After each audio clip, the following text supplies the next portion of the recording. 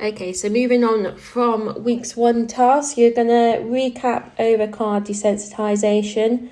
So again, you're just going to mark and reward any interaction that your dog shows towards the car. As we start to move on, again, the car engine is off, but you're going to introduce the dog to the car door opening, going into the car itself, and then the car door closing. So this is what we're going to work on in today's session.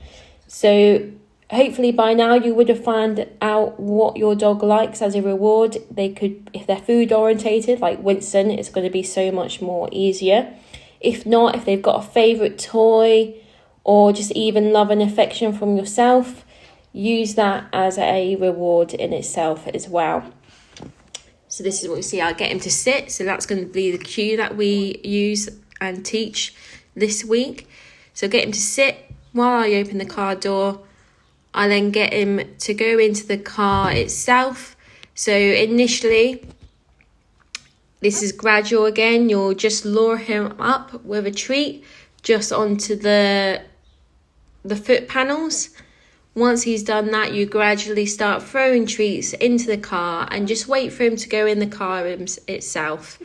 If that's too much for your dog at that moment in time, just strip it right back to the very beginning again, walking around the car, in the driveway, just marking, rewarding confidence and any interactions with the car itself, whether it be looking at the car, sniffing the car, exploring underneath the car, in and around the car.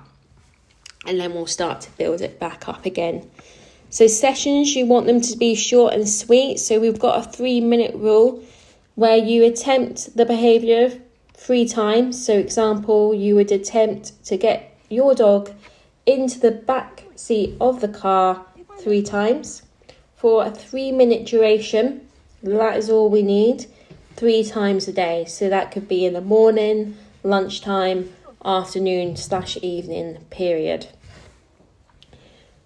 So what we're going to work on this week, we're going to be working on luring. So luring is where you put a tasty treat in front of the dog's nose and you lure him into a position like sit. So we're also going to be learning sit today. You're also going to be luring to lure the dog into the back of the car on the floor to start off with. It is a good thing to get them used to their pet carrier at this time.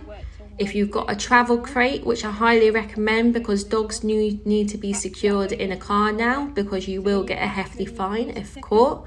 And it goes above safety as well. Obviously, if you're driving, you don't want any distractions in the car. You don't want to have to worry about the dog escaping from its pet carrier or car seat.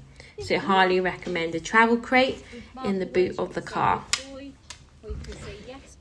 You want to introduce these items slowly again, so without them being in the car at first, just mark and reward any interactions with these items, whether they be looking at them, sniffing them, or walking anywhere near them, and then build it up again to have those items in the car, and then mark and rewarding your dog when he's interacting with those items while they're in the car. Again, the engine is off during this time. And then you can start to build it up, all the while recapping on the basics, because you by now should know when your dog is hitting his stress level.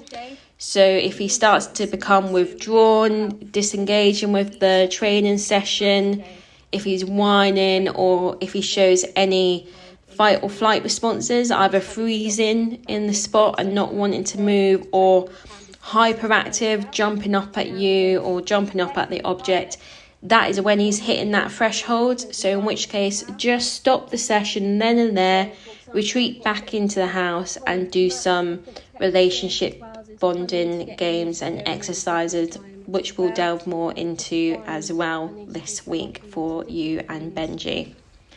Again, feel free to pop a message on the support group if you're having any troubles, and I will continually check in on you during the week to see how you are doing. Thank you.